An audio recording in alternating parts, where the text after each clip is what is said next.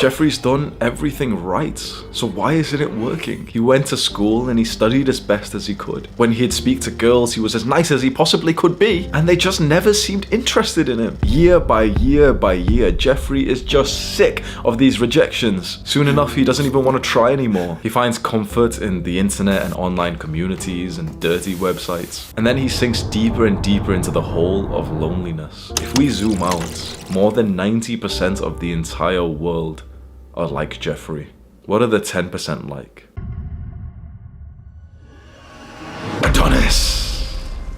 Adonis is part of the 10% of men, but that does not mean that he is an asshole. In fact, Adonis is the most kind, the most generous, the most supportive tribe leader that they could be. He wants his men to grow alongside him, to experience all of the happy, beautiful moments that he's experienced being in this top position of men. Adonis isn't lonely, but he can empathize with the men that are. When I started this journey of entrepreneurship and self-improvement, I moved away from the city that I was living in, and I moved back to my parents' house. I moved back in the COVID lockdown, and I was deeply lonely. I was literally all by myself. I had my family, but I wasn't so close to them. I didn't speak to any of my old friends. Honestly, I really tried to like message them and stuff, and they kind of ignored me and stuff. And I literally just started to just navigate life by myself, trying to build a business, trying to, grow this YouTube channel. And I'd go on walks every single day, literally just hoping to like bump into someone that I could talk to. And I was like practicing approaching guys and stuff. I remember recording a private personal video, just kind of like almost like a vlog that I could watch back of how things were. And in this 12-minute video, I ended up just repeatedly saying of how lonely I was,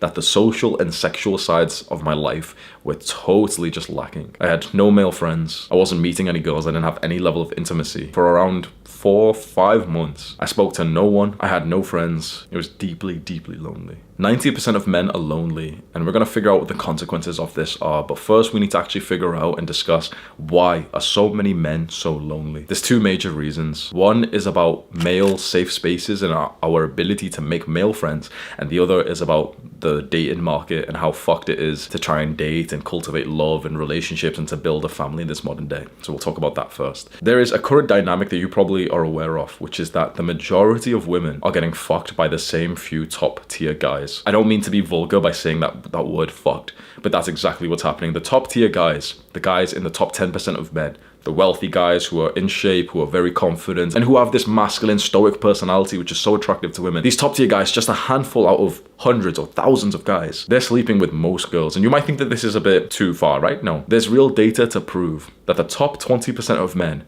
are attracting 80% of women. I'll say that again. The top 20% of men are attracting 80% of women. There's a very exponential return based on the level of man that you are. The majority of men get literally zero attraction from women. There's been studies done on dating apps like Tinder, Bumble, which have shown that the majority of women actually left swipe almost every guy. But the guy that they do right swipe on is pretty much the same for so many girls. So essentially, this is the dynamic of the one guy fucking 10 girls who all know each other. The consequence of this becomes even more understandable when you start to look at how our modern society has opened up sex for both men and women, and especially for women. Like, women are way more forward with having sex these days than they would have 100, 200 years ago. Why? First of all, it's like these social standards. It's not only okay for a woman to sleep around these days, it's a little bit encouraged. If you look at all of the media, if you look at these music videos of these, these like idols, these rap stars, these like female rappers, fucking Megan Thee Stallion, fucking disgusting ass woman, bro. You see these women who are promoting this sex culture, this culture of telling little girls, 10-year-old girls,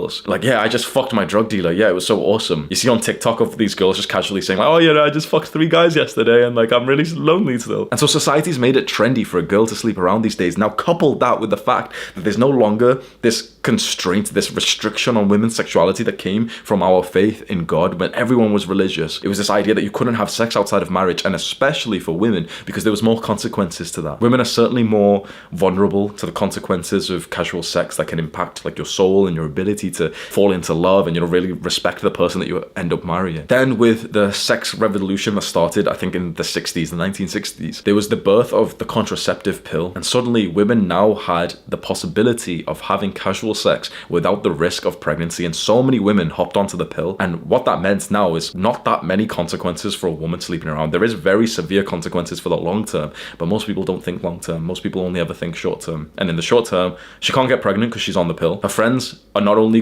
not going to ostracize her, but they're gonna promote her, tap her on the back. You go, girl, you fucked Chad last night. Whoa, awesome. Her mother, who usually would have been like this role model, her mother's probably a slut. Her father, probably not in the home. And so this sounds sexist because I'm only talking about women, but this is very important because the issue is that women are allowed to sleep around with no problems whatsoever attached to that. Well, then who do you think women are going to sleep with? If women in general are allowed to fuck, they're of course going to choose the best man to fuck, right? It's common sense. It's like, if she's allowed to have sex, so she may as well pick the best guy for that. Who's the best guy? Well, it's the same guy that every girl's sleeping with. It's the top tier guys. It's the best guy that she can get. And so women can now afford to be way more selective. Before, 100 years ago, if you were like not disgusting and you had a good job and you had good morals and values as a man, you'd get married. Like, you would literally be married with children at this age right now. If you're like 20 years old, you would have had children at this age because you just had a good job and you were like a strong, hard-working man. That was what was needed to marry a woman and to provide and to live this happy life of having a family. But now that's not enough, because now she may as well left swipe on every guy who is underneath 6 foot. She may as well left swipe on every guy who isn't making at least 100k a year. She may as well left swipe on every guy who isn't a 7 or an 8 or a 9 out of 10. Because why should she give you this pity right swipe? Why should she invest into you, a guy who's not anywhere near as good as the next guy that she could swipe right on Tinder? So of course she may as well go for the best guy that's out there. But then that best guy is sleeping with a lot of girls, which means that there's an uneven distribution of love, sex, and intimacy. A lot of girls are going with this top tier guy, which means all these guys down here are being left with nothing. Now, this has always been the case. This is true. This has always been the case. In Islam, you're allowed to have 4 wives in certain circumstances. And previously, strong, very wealthy, powerful men had harems, like literally hundreds, thousands of women that they used to sleep with. That's true. There's men out there who have slept with thousands, tens of thousands of women, literally. I mean, there's men alive today who have slept with tens of thousands of women. There are men out there who have fucked tens of thousands of women. And then there's you. Your heartbeat goes faster when you think about holding hands with a girl. When she replies to your text with a one-word answer, you're still so excited. When you think about how different these experiences of men are, you start to realize like some guys are getting way more than what's fair. But then obviously this is an issue, because is it unfair because that guy technically is better? Should women not go with the guy who they think can give them, the most sort of alpha Chad genes? It sucks for the lonely guys, but like, should a woman not go for the best guy that she can get? Maybe she should. But previously, with the control of religion and the lack of the internet, the best guy she could get was probably you. Honestly, like, you went to the same church or mosque as her and you were a hardworking young man and you were slightly better than the other guy, but then she would have married you. But now it's like, why the fuck would she choose you from her church? 1, she doesn't go to church. 2, her dad's not even around anyway, so it's like, yeah, she may as well fuck around. And 3, bro, the best guy she can get now is like some prince in Dubai, some millionaire, some billionaire, some tens of centimillionaire who's flying her out to Dubai and just fucking her and then sending her back. You can barely afford to get her an Uber to come to meet you, and some guy can fly her business class to Dubai, no problem. Now the dating market has been totally open and even encouraged for women to indulge and to sleep around. This means that the majority of guys are not getting any attraction from women. That's going to drastically increase how lonely a lot of guys are. And then when you think about, this isn't shallow. It might seem shallow right now, like, oh yeah, so many guys aren't getting sex, but it's like, that's deeply important. That's a fundamental psychological need. And then when you think about what sex actually is supposed to lead to, which is family, and that's like, the best, biggest permanent cure of loneliness, well then most guys aren't having that. Most people aren't even having families these days. People are having families at like age 30 later. And then the second reason why men are so lonely these days is that we don't have male spaces anymore. Do you know something sexist, misogynist, hateful that I just did recently? I told the moderators in my server, so we have a Discord server that's linked in the description. I'm not trying to plug it to you, but there's a big server there of 100 and something thousand young people, right? Young men, mostly young men. I think there's 97% male people who are in this big Discord server that we have, that I'm the owner, and maybe like 3% women, right? It's the same as our YouTube analytics, right? The moderators started talking about introducing a role for the women who were a part of our server. And I did something totally sexist, right? Which so many people could hate me for. I made a message for all the moderators and said, no, we will never ever produce an update on this server for women. Our focus will be 100% dedicated to the men. You've probably never heard someone speak like that before, where I openly will look you in the face and say, no, I'm not helping women. This channel is not for women. It will never be for women. You know how much more success I could have personally built if I made this like unisexual, this open sort of self-improvement channel for both men and women. You know how much more fucking success and subscribers and views I could have had? Something that I am so fucking strongly opinionated about is having core, masculine, male-only spaces, because we so deeply need that now. Women can come and watch our videos. And that's fine. Women can watch our videos. That's absolutely fine. They can comment, fine. But this channel's not for them. And it will never be for them, and I will not make videos for them. My Discord server is not for them. They can join and they can enjoy it and, you know, get value from it. Okay, awesome. But I'm never gonna make updates for women. That's seen as so sexist these days. It's seen as so like, oh, that's a barbaric. Oh, you've got to open, you know, you've got to have these open, inviting spaces for all kinds of people. Shut the fuck up. Because you want to know the second reason why men are so lonely? Every kind of male space has been destroyed. What rites of passage are men going through these days? Hundreds of years ago, men were going through a rite of passage. The elders, like the older males, would put a young man, like a teenage boy, through this rite of passage, something hard work, like you know, working on the farm or some dangerous activity. And then his father and his brothers and his uncles would be stood there looking at this young man and saying, you're a man now. Imagine how you would feel if you went through that. Imagine if like men who you respected put you through something difficult and there was only men around, and then like some man that you truly respected put his hand on your shoulder and said your name and said, you're a man now. What I've just described is seen as toxic in this modern day. I'm toxic. I'm so fucking toxic because that's exactly what I want to do for young men now. If that's toxic, then I'm toxic as fuck. One of my like long-term goals is I want to move somewhere very like safe so I can organize this in a safe way and buy out like this big fucking like space, this compound, you know, acres of land, and set up some like quite dangerous and challenging activities and invite for free a select number of my audience, you know, every year there's like 15 guys, and put them through a rite of passage right in front of me, where I will like make you do some hard shit right in front of me, something that like is dangerous. And if you survive, if you get to the end of it, I will personally look at you and say that you're a man now, because we don't have these rites of passages anymore. Not only do we not just have, you know, this significant event that turns us into a man, we don't have any male spaces at all. This new inclusion, you know, this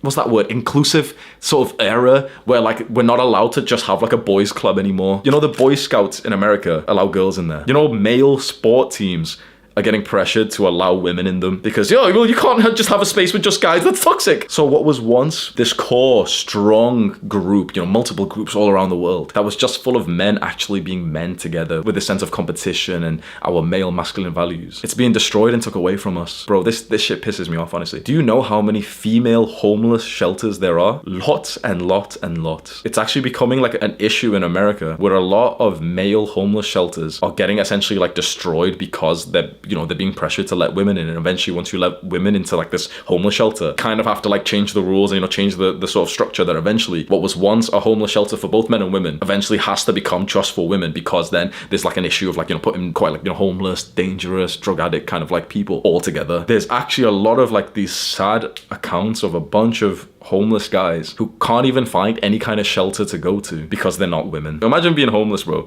Imagine being literally hungry, going up to like a homeless shelter that should technically allow you in. They've got a free space, a free room right there, which is warm, and you're literally fucking like cold. You've got cold shivers. You smell. You feel horrible. There's a free room right there with a shower, with a toothbrush and there's a free room right there, and they look you in the eyes and say, you've got to be a woman. And then imagine you need to go sleep on the fucking street, because this is what's happening. Male spaces are being destroyed because they think that we're toxic. They think that we're hateful, hurtful people for this. They think that we hate women. They don't even realize like how much we actually respect and admire and even slightly worship women. They don't realize we're watching videos like this, you know, discussing male loneliness because we just want love and a relationship in our lives. So there's those two major reasons why 90% of men are lonely. The dating market is all messed up, and the majority of guys aren't getting any attraction from girls. Girls aren't replying to some guy who's not a top tier man. And then also male spaces are just being destroyed. So not only are we not dating and having love and sex and families, we don't even have brothers to be friends with and to grow with anymore. And so what are the consequences of so many men being lonely? There's quite a few. One of them that comes to mind is the incel uprising. So incel is this derogatory term for a man who essentially can't have sex. Like, he's not a top tier man. So, which is honestly, like, you might,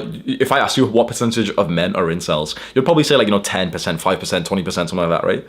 Technically, 90% of men are incels. I will say this again. 90% of men are incels. Because 90% of men aren't having sex, aren't dating. And out of that 90%, bro, there's not that many who are voluntarily doing that. Of these 90% of men, no matter if they're on monk mode or semen retention, bro, you put a hot girl in front of them, they'd love to fall in love with her. They'd love that she fell. Of course they would, right? I think a lot of like this monk mode semen retention is quite cope for a lot of guys. You know, the sigma male grinds that like, oh yeah, girls are just stupid. I don't need girls. A lot of it's just cope from just incels. The thing is, 90% of men are incels. You watching this right now are technically an incel. It doesn't seem like you actually are because incel seems this like scary word of like these dark, like dangerous people. But the definition of incel means involuntarily celibate. That means that they are celibate, like they're not having sex involuntarily, which means like not by their own wishes. There's a lot of guys in this bottom 90% of incels who act like it is voluntarily. They act like, you know, well, you know, I don't care about getting girls.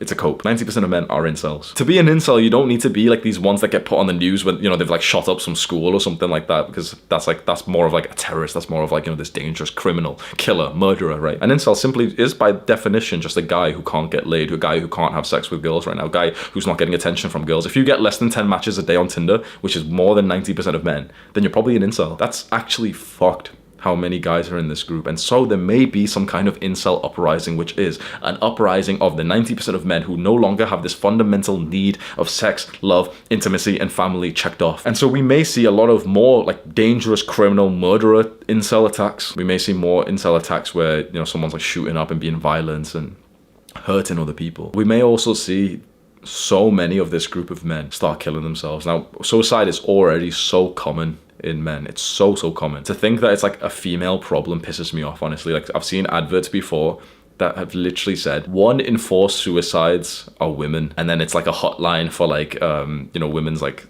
care or something. Think about the statistic that they're using. 1 in 4 suicides are women. So what it actually means is that 3 out of 4, 75%, actually it's closer to about 80% of suicides are men, and they didn't even write about us in this like headline or whatever. Suicides is already, I believe it is the single most common reason for death of like young men in developed countries. It's already very common, and I fear that over the next few years it's going to rise exponentially. Not a little bit more, you know, a little bit more. You know, you've already seen like a bunch of celebrities who have ended up killing themselves. You've seen like people who have overdosed on drugs almost like on purpose. Maybe you've seen it with one of your friends or someone in your school. Like, mark my words, there will be an exponential rise in male suicide to the point that schools will be shut down because they don't realize what's happening. You know, every year in a school, maybe 1 pupil kills themselves these days, 1 or 2. Some random year, like probably very soon, there's going to be a school year where 25 young men kill themselves. Just randomly, from the jump of like 2 per year to about 25, because this is how exponential growth works. And that will lead to chaos. The school will shut down. There'll be an investigation.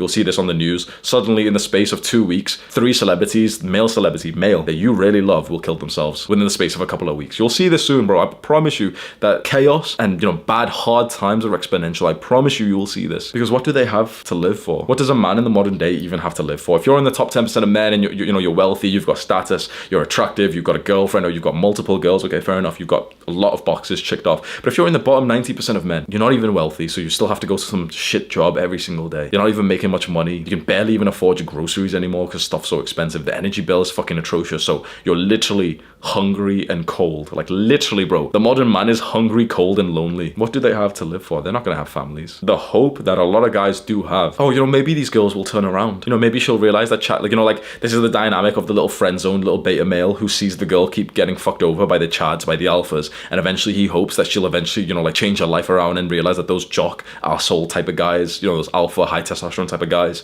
are like not the right thing, and she'll eventually choose a real man like him. Well, that's gonna happen 5-10 years after she's enjoyed those bad boys. Just around half of women who get married openly admit that the best sex of their life was not their husband. Is that gonna be you, bro? 49% of women who get married openly admit that the best sex of their life is not their husband. Imagine getting married and she has a different guy in her mind when she thinks of like the best, most hot sex that she's ever had in her life. Around 60% of married women literally say that they would rather nap and read a book instead of having sex with their husband. I mean, this is obviously accounting for, like, you know, older couples, because what's happening is that these women, you know, they get to freely enjoy sex, so they sleep with the chads, the higher testosterone, the guys who choke them and slap them and spit in their mouth. And women, honestly, a lot of women like this stuff. And then eventually she goes through a bunch of guys like this, and, you know, they don't really want to commit. They're too like boisterous and adventurous, and that this type of man is very hard to like kind of like settle down unless she's a very, very good woman. But then once she's been through experiences like that, eventually, you know, she gets kind of tired of this cycle of you know, these guys who just keep fucking around and they don't get into a real relationship. A lot of girls are experiencing this problem right now, and then eventually they meet a real man like you and they start like praising you, like, yes, he's a real man, he wants a relationship. This is the dynamic that she's enjoyed the alphas and now she wants to just chill with the beta. An issue which now gets to the very controversial stuff, which is quite dangerous for me to say with the risk of my channel, because at this point then, when a woman is older, it is pretty likely to be true that an older woman is not going to be as good of a partner to you as a younger woman would be. And there's multiple reasons for this. One is that men very much appreciate beauty and, you know, very much value attractiveness in women. Women still value attractiveness, but nowhere near as much as men do.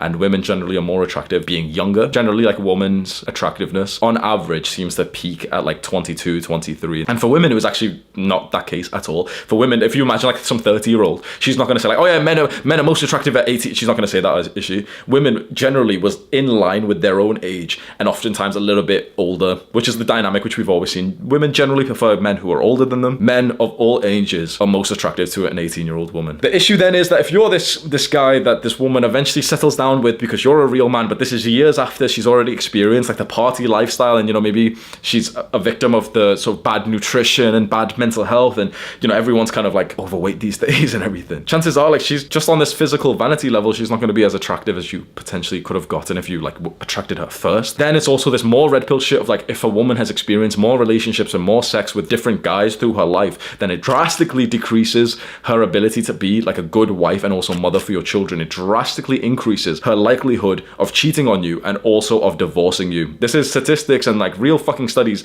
that people don't want us to talk about because it's so horrible, it's so toxic, it's so like misogynist and stuff. But on average, her likelihood to cheat on you is increased by 7 to 11% per guy that she has slept with before you. A lot of women, when I looked at this online, and, you know, there was like articles and Reddit posts and everything from like years ago, and a lot of women were just saying like, oh no, like, you know, it doesn't matter the guys that I've slept with, I just like having sex, it doesn't even matter, like, you know, I can still be fit. Like, it's not true. It's honestly not true. Every guy that she slept with on average increases her chance to cheat on you by about 10%, and divorce was roughly like 5% per guy. It wasn't about how many times that she had sex. A lot of girls have sort of countered this and said, oh, well, it doesn't really matter because if she slept with 10 guys, but, you know, if she just slept with her boyfriend 10 times, it'd be the same thing. No, it's not. Because it's not about quantity of sex, it's about the variety of partners that she's had. If she's hooked up and sort of opened up her body, her heart, and her soul to 10 guys, 20 guys, 30 guys, 40 guys, it quite frankly means that she's unfit for a long-term relationship with the majority of men. There's only one redeeming factor of this, is that if you're a fucking top-tier Chad, if you're like a top-tier 1% man,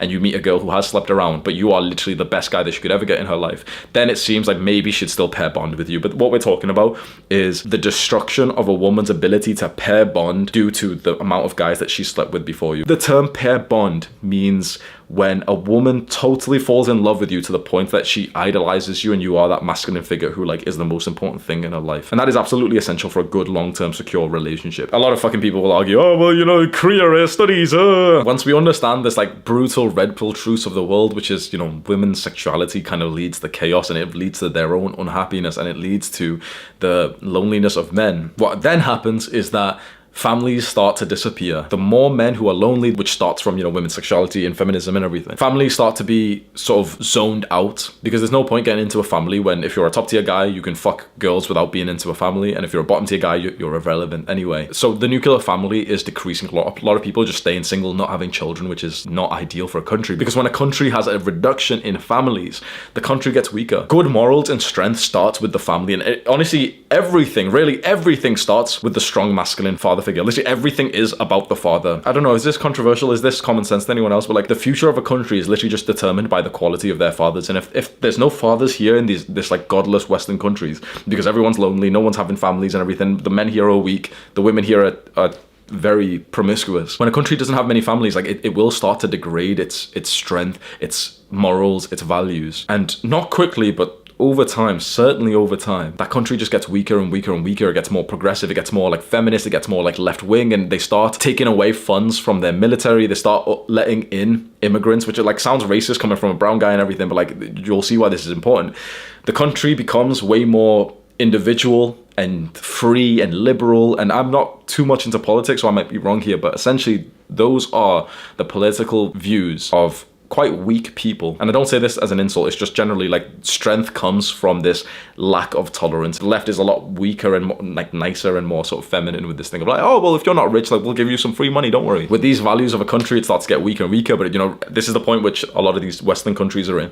But it doesn't seem too bad. It seems like, you know, it's nice times. You know, the hardcore feminists in Western countries are trying to have debates of like, oh yeah, like, you know, patriarchy rules here, but like we can change that. Like, yeah, we don't need men. Like women can just work those jobs anyway. Like only men rule for now, but we'll change that. What they don't realize is like they've been born and bred and raised in a society that's been deeply safe for all of their life, and so they haven't needed a masculine, strong father figure just yet. But there are other countries that are still masculine. There are other countries that are still disciplined. There are other countries that promote families, which means that those countries do not have a huge level of male loneliness. Because of that, if there is a war to break out, what's going to happen? The lonely, sexually deprived, suicidal, depressed, porn addicted, video games playing, low testosterone, soy eating, vegan food eating men of the West who don't even have families to fight for are going to have to go to war against the hard, intolerant, disciplined, strong men who are going to fight for their wives and their children. What's going to happen? So this seems very like just overly serious what I'm saying. We've lived in very safe times. If you live in the West,